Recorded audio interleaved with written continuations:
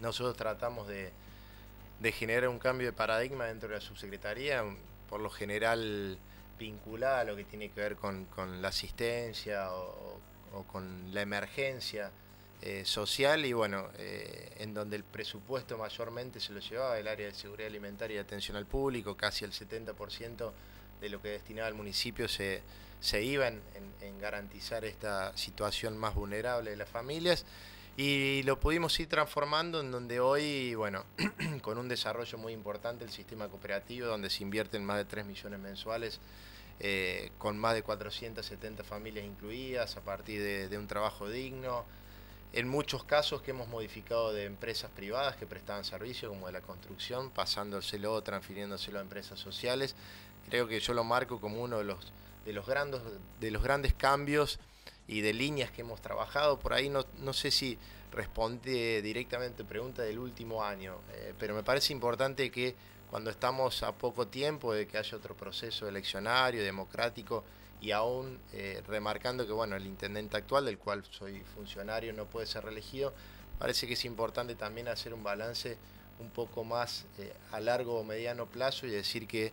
me parece que ha sido uno de los grandes logros que hemos generado dentro de la visión y con un organigrama aprobado para que sea quien le toque gestionar, bueno, esto ya sea tomado como una política pública. Hay muchas acciones que han llevado a cabo a lo largo de este año, incluso del año pasado, y que mucha gente los ha reconocido. Uno cuando dialoga con la gente en la ciudad de Río Cuarto habla, por ejemplo, de lo que es la orquesta barrial,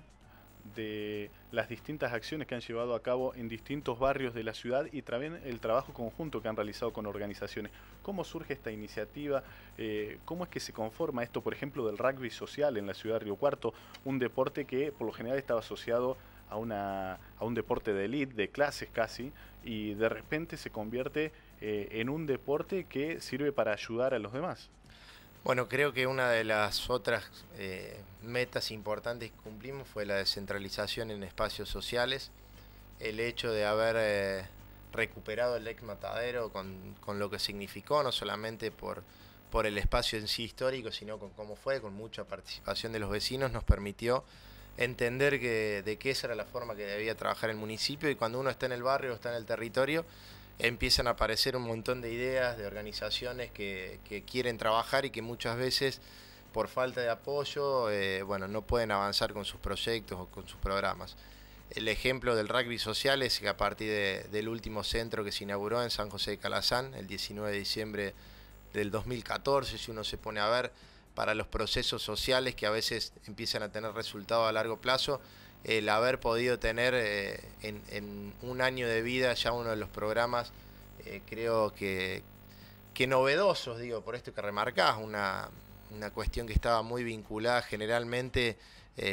a los sectores más pudientes de la sociedad y que se haya socializado en los barrios. Yo te voy a contar una anécdota que muestra de pie a cabeza lo que es para estos chicos. No solamente, yo siempre digo, cuando practican un deporte están lejos de las calles, de las drogas, de los peligros y además la inclusión social que genera. Cuando fuimos a Urucuré, muchos de ellos preguntaban si estábamos yendo a otra ciudad, porque estábamos saliendo para Soles del Oeste, es decir, que chicos que ni siquiera llegan al centro de la ciudad o que han salido de su barrio, y el crecimiento personal que es para ellos, las vivencias que le trae, el poder compartir un espacio con gente de otros sectores sociales que para ellos es muy difícil. Entonces, digo, a tu pregunta es eso, es estar más en el barrio, esperar que esas propuestas que están hay que ir a buscarlas y en todo caso el Estado es el que tiene los recursos económicos y las ideas no están atrás de un escritorio en la cabeza de un funcionario. Lo que tiene que hacer el municipio muchas veces es saber encontrar estos locos lindos, como digo yo, como ha sido la propuesta de la Orquesta Barrial, es una idea de un ciudadano riocuartense que tenía vínculo con la cultura porque es músico, que es Eduardo Les, pero es la idea de un ciudadano riocuartense y se ha convertido en la primera orquesta barrial, lo mismo que Luis Slover, que es una persona que lo va a hacer de manera voluntaria. Por eso digo, muchas de las mejores ideas están en la calle. Gonzalo, en materia de asistencia o de cooperación, de trabajo mancomunado con distintos comedores, organizaciones sociales, actualmente, ¿en qué sectores tiene presencia o en qué organizaciones tiene presencia el Estado municipal? Bueno, nosotros tenemos una dinámica de mucho acercamiento a las personas que tienen vínculo con la subsecretaría. Lo importante a destacar es que también somos una ciudad intermedia que todavía nos permite tener un vínculo de cercanía.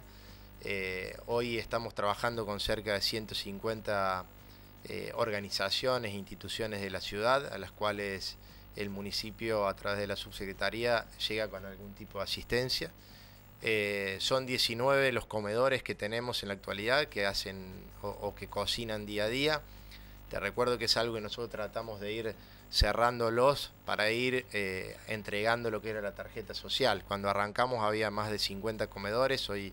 tenemos casi un tercio para aquellas familias que no pueden comer con la tarjeta social porque sus características de pobreza todavía se le impiden o su estructura de su hogar es imposible, no tiene las condiciones de higiene necesarias para poder cocinar, o personas de la tercera edad. Pero después del resto, bueno, más de 6.000 chicos en copas de leche o centro de distribución. Tratamos de que esa copa de leche sea acompañada por alguna actividad cultural, deportiva, recreativa, es decir, que no sea solamente para ir a comer o a tomar la leche. Tratamos de romper con esa cultura. Y cuando mapeamos la ciudad, bueno, nos encontramos que por la cantidad de organizaciones, digo, me parece que también esto es importante. Nosotros asistimos a muchos clubes, ONG, y que a parroquias, distintos credos. Sería muy difícil que el Estado llegara a todos lados si no existiera esa red social que todavía hay en Río Cuarto. Me parece que es para destacar, pero cuando uno hace el mapeo ve que a no más de 7, 8 cuadras hay un lugar que se revincula con desarrollo social, y eso es importante para la asistencia en épocas de inclemencia climática. Automáticamente suena el teléfono a algún voluntario, algún referente, una vecinal para informarnos de familia. Entonces yo siempre digo que eso hace mucho más sencillas las cosas. Gonzalo, pensando de cara al futuro, no un futuro muy lejano, sino lo que serán los próximos 6 meses, recordamos va a haber elecciones a mitad de año en la ciudad de Río Cuarto, y teniendo en cuenta la macroestructura económica de nuestro país, cómo están hoy con las medidas económicas que está anunciando el gobierno de Mauricio Macri, ¿esto cómo afecta lo que es el desarrollo, el desempeño de la cartera de desarrollo social? Bueno, en cuanto a lo presupuestario, obviamente que es importante ver cómo va reaccionando la economía del país y los niveles inflacionarios. Somos un área que recién en la última pregunta hacíamos referencia a las personas que asistimos con alimentos. Por lo tanto, cuando hay inflación o hay aumento de precio en los alimentos, automáticamente somos como una gran familia. Digamos que cuando la familia va al supermercado y nota en el bolsillo que le cuesta más comprar los alimentos para todos los días, bueno, nosotros tenemos que comprar para una gran familia, entonces obviamente que nos afecta en el presupuesto.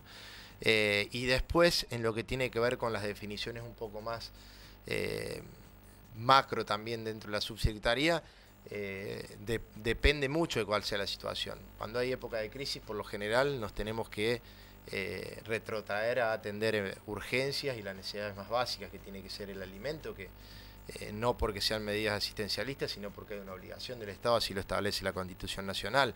Cuando hay épocas donde nosotros vemos que hay un ingreso mayor en las familias, nos permite tener otro tipo de visión de política de desarrollo social, más destinadas a lo que tiene que ver el desarrollo, la inclusión, la autodeterminación de las familias, el poder generar trabajo genuino. Como te decía, el hecho de desarrollar mucho el asociativismo, los microemprendimientos, pero bueno, tiene que ver, digo, en esos dos aspectos, en las políticas que definamos y también en lo presupuestario que es esencial.